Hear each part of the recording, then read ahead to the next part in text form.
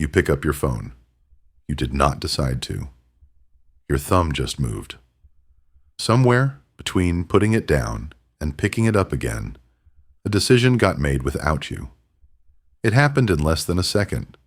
It happens 50, 80, maybe 100 times a day. And the strange part is not that you do it. The strange part is that you cannot fully explain why.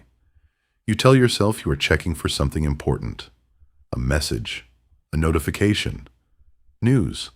But most of the time, there is nothing waiting for you. You already know that. You check anyway. Why would a brain built by millions of years of evolution keep reaching for a glass rectangle that so rarely gives it what it promises? The real answer is far stranger than social media is addictive. That phrase gets thrown around so often, it has lost its meaning.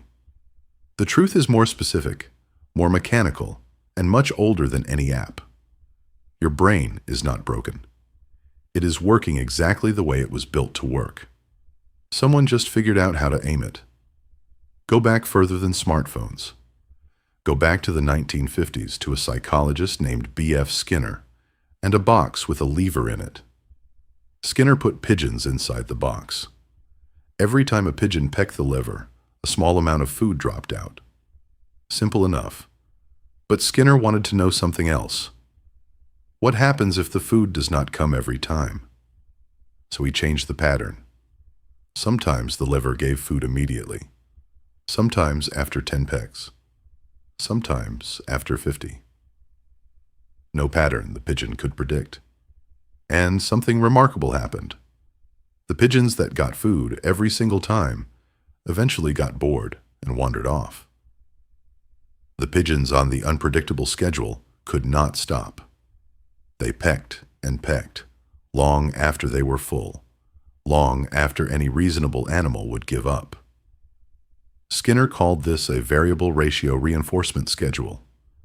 It is, to this day, the most powerful behavioral pattern known to psychology.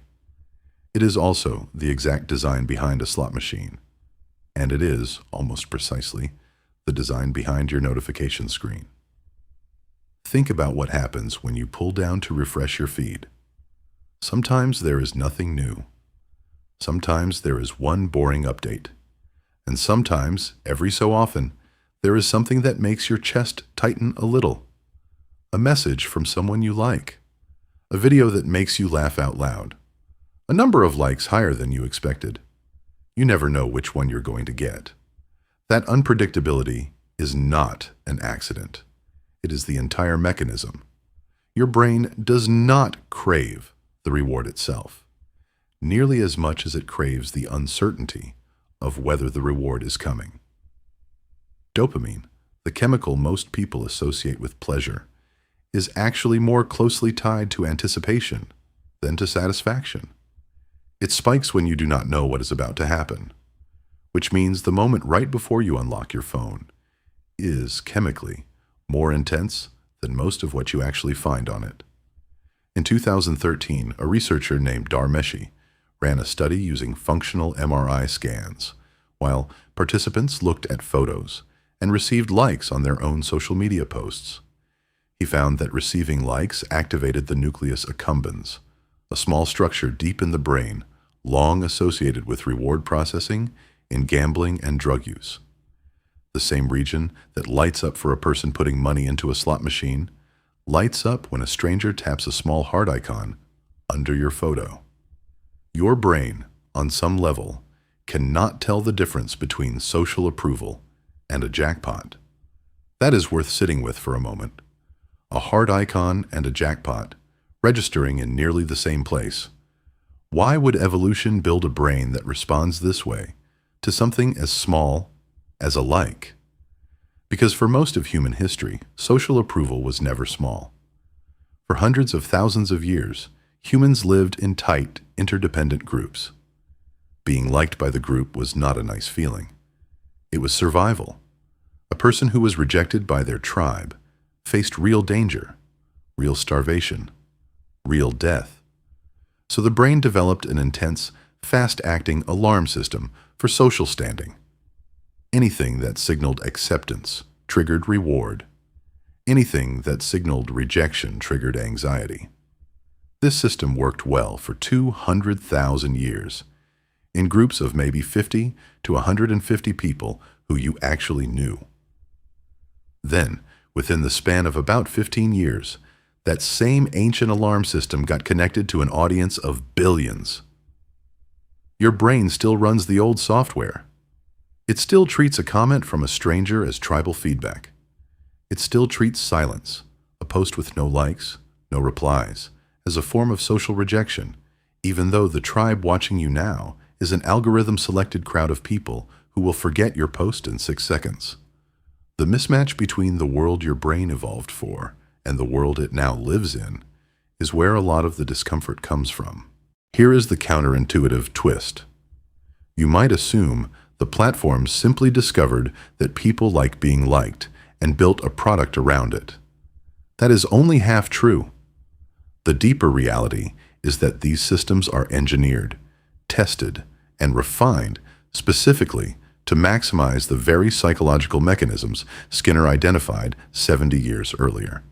Infinite scroll removes the natural stopping cue your brain uses to decide when an activity is finished. Notification badges use red, a color your visual system is wired to flag as urgent, precisely because red once meant blood, danger, or ripe fruit worth acting on immediately. Autoplay removes the small pause where you might have asked yourself whether you actually wanted to keep watching. None of this is incidental. Every one of these design choices was tested against alternatives and kept, because it increased the time people spent on the platform. This does not mean you are weak or lacking discipline or somehow more susceptible than everyone else. Researcher Jean Twenge, who has spent years studying generational shifts in mental health, has pointed to a striking pattern.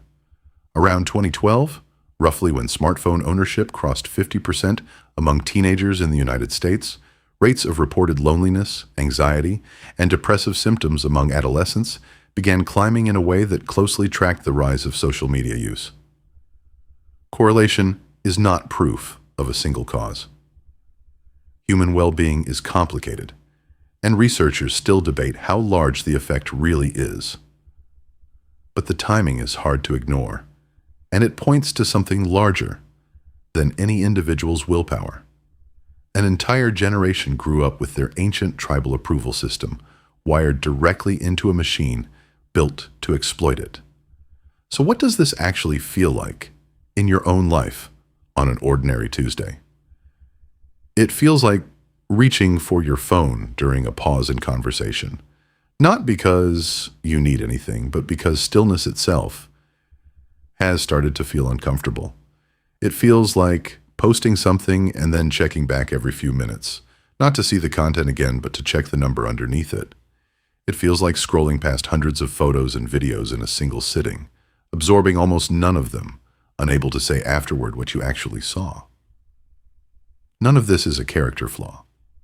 It is a very old brain, responding exactly as it was built to respond, inside an environment built to trigger that exact response as often as possible. Understanding the mechanism does not automatically defeat it. Knowing that a slot machine is rigged does not make the lever less pullable. But there is something useful in recognizing that the pull you feel is not really about the content on the screen. It is about the uncertainty of what might be there. Once you see that, some people find it easier to build small barriers back into their day. Turning off badge notifications, leaving the phone in another room during meals, choosing, deliberately, to sit with the discomfort of not knowing, instead of resolving it instantly with a swipe.